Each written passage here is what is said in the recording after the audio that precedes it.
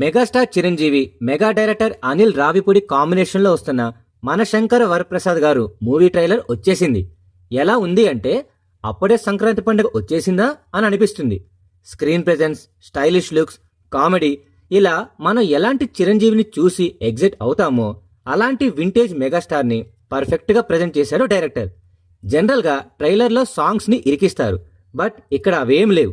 అసలు story point కూడా reveal చేయకుండా 2 minutes 30 seconds ట్రైలర్తో ఎగ్జైట్ చేయడం మామూలు విషయం కాదు.